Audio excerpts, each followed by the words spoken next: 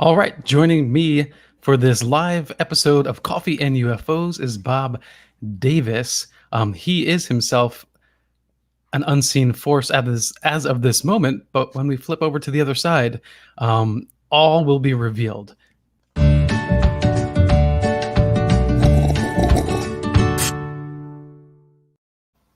Bob, welcome to Coffee and UFOs. Oh, it's a pleasure to be with you again, Alan. Cheers, cheers, as always with you. Do you have a brew? Cheers, indeed. Dark coffee. That's the way I like it. Oh, that's exactly what I'm drinking. The only reason why I'm here. Yes, an excuse to have a cup. And UFOs on a potentially historic day in the field of ufology remains to be seen. But yeah, we were hoping that the UAP task force would have been released at this point, but it has not. Yeah. So we'll keep our fingers crossed. Continue to speculate on it in the absence of its information. Yes, I did wonder if it would be kicked down the road a little bit further. So that might be the case. We might just find out, they decided they have more that they need to look into. That's always a possibility. I thought maybe because of this very unfortunate incident in Miami with the collapse of the building, maybe they don't want to compete, so to speak, with that. And while everybody's a little bit more calm, maybe they'll release it. Who knows? At the end of the day, so everybody can sift on it, right? Don't we tell people you're fired at the end of the week on Friday at 5? Maybe that'll be the same approach.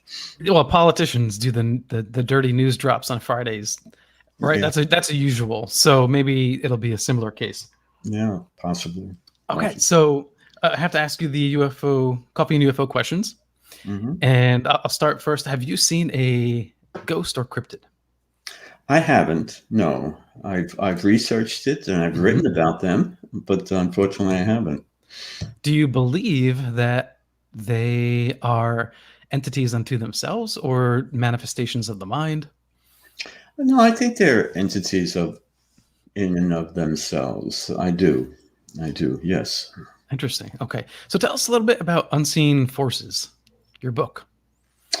It's about mystical experiences, trying to figure out what is going on. It incorporates an extraordinary event that people experience in the form of interacting with the UAP, especially its inhabitants, the intelligence behind it.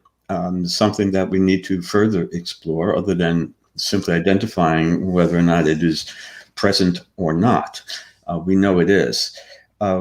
Unseen forces comes in many different forms, but people do experience this unseen force in the sense of a altered time and space, another dimension, another reality, as they contend with fierce determination, either through near-death or out-of-body experiences. Again, the UAP, meditative practices, psychoactive drugs, number of ways to pierce the veil. But these individuals, as you and your listeners well know, are convinced that what they've experienced, as enigmatic as it may be, is indeed real, and they change as a result behaviorally. My book is about that, and in fact, Alan, I'm in the pre-production stage of doing a documentary with David Beatty of Dreamtime Entertainment here in Fort Myers, Florida, and I'd certainly like to talk to you more about that. And we have touched upon that because you could be a very interesting addition in some capacity.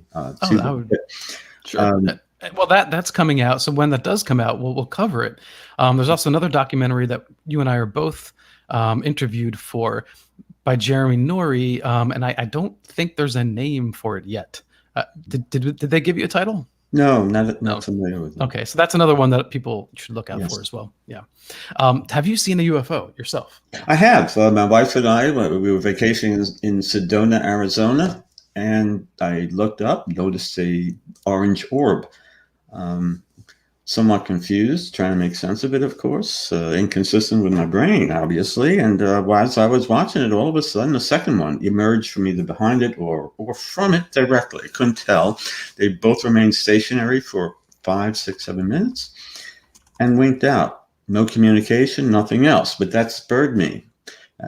to write my first book, UFO Phenomenon. Always been a closet ufologist, as you know, Alan, but I needed that, something to cross the line. Mm-hmm. And in retirement, I had the time to do that, and I just had to get it out. How does it change people's personalities? Like, how did it change you? And because clearly, if you had that experience when you're writing about this and other people, there must have been something that you related to. If there was something about it, it probably was an unconscious motivation, because I've always been very intensely interested in UFOs my entire life, and that was like the icing on the cake, and that I had the time and the energy and interest, and I did it.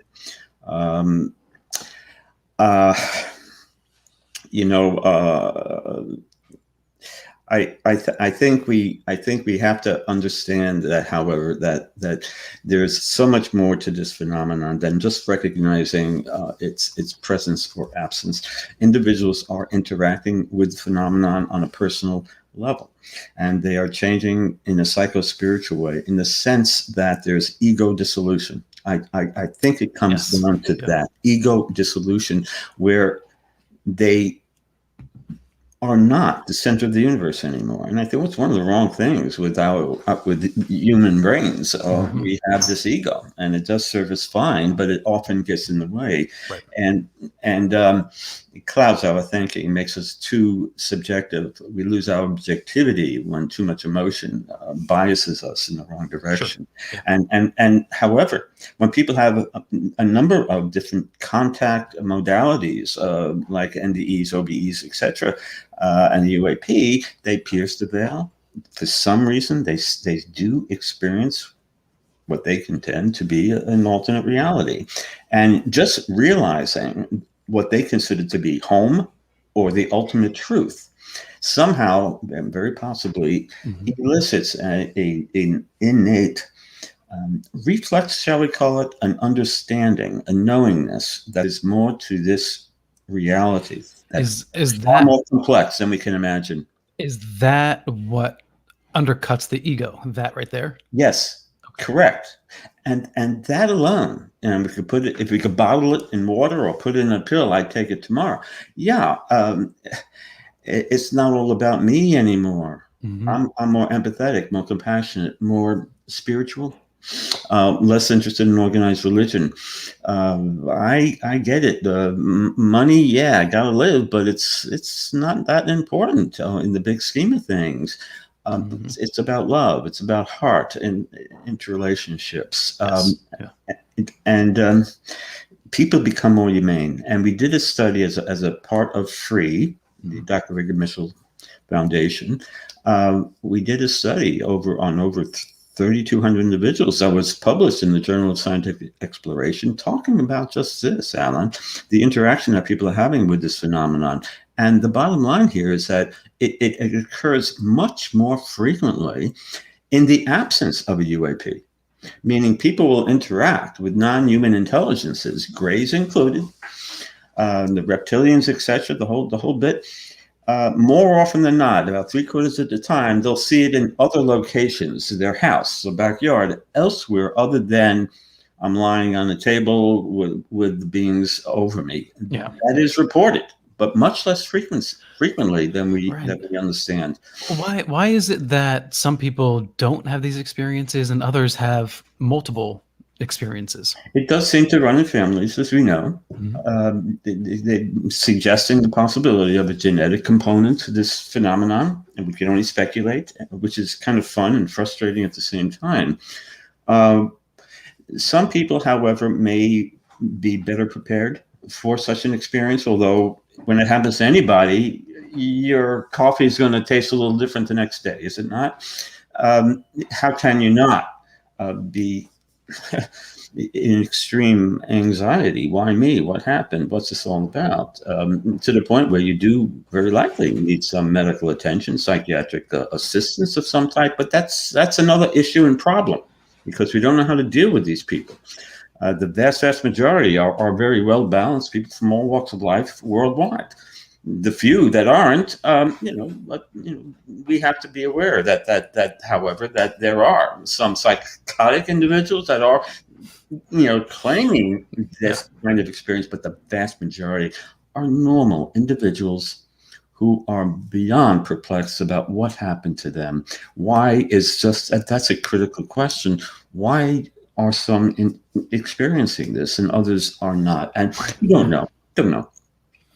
Because throughout time, there's always been the mystic or the individual who just has these odd experiences. And it seems random, but I would guess it's not random, because if you are one of those people that have more than one experience, there must be some purpose behind it. And do you have any sense of what that purpose is? No. However, it comes down to consciousness, an attribute of the phenomenon often neglected and ignored by especially the ufology in general community. We have to focus on the physical. It's critical. Jacques Vallée is now talking about having some metamaterial that's being analyzed as we speak. Who knows? Yeah, maybe that is the case. Mm-hmm. But the non-physical component is something that's certainly not going to appear in the UAP report from the Senate Intelligence Committee. I mean, the public, in a sense, knows more than the people who are actually writing that report. Yeah. They're newbies to a large extent of the phenomenon, unless they received information that's not privy to public, in the public domain. Well, what I'd like to see, Bob, is, and we're all obsessed over whose technology is it, whose craft are these? And my question is, will they have access to materials, to data analysis by the Navy that might shed some light on what kind of technology this is, rather than just whose it is, but like why is it performing the way it is? Well, we can only speculate, because the conspiracy theorists out there are telling us to some extent that we've back engineered these things, and we're seeing the evidence of it in the skies based on the technology that we acquired through back engineering. Who knows if that is the case? But the only way we are learning about their technology is, I would think, simply through primarily observation and how they react to our military excursions that are in pursuit of it. And we hear various stories about how, of course, they perform kinematic behaviors that would rip anybody inside the craft apart based on the degree of angular turns and given the velocity that they are going. So they certainly mitigate the laws of inertia and gravity. We understand some of these phenomenological features of it, but here again, that's just scratching the surface. Could this be foreign technology? Highly unlikely, because we saw the same kinds of dynamic maneuverability back in World War II in the Foo Fighters, back in the 1890s in the great airships that were being seen at the time, and now the Tic Tac. It morphs over time, but it's the same phenomena in a different suit. And we're likely the new kids on the block, so to speak. And they are in control. We're only going to learn, I think, as much as they are willing to allow us to learn. I think we're dealing with an intelligence that is responsive to the meaning, that we give to the phenomenon. And that's why I think they make it more palpable, more friendly, so to speak, for us to experience them and to realize their presence. I think they're more often than not just saying hello, we're here, and there's more to reality than you might think. But the point is, they are interacting with us, and the non-physical component, whereby people have these group meetings whereby they meditate, they send their positive intentions wherever that's focused towards the phenomena, and in return, bada bing, here's an orb. You speak to the Mike Merbergs up in Tampa, the Chris Bledsoes. You see what they can do, and they can do it. The question is that the phenomenon that we're talking about? Right. Just an intelligence that manifests in some way that's as friendly as can be for us. Bob. To, but it interacts with our consciousness, and that's the Yes. key. Yeah. Your insights are utterly fascinating. So for everybody listening, this is Dr. Bob Davis.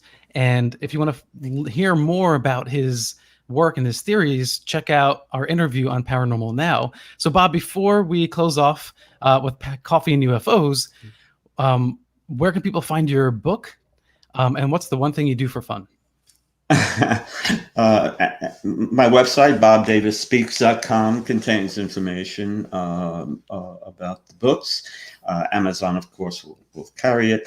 For fun, I write, I hike.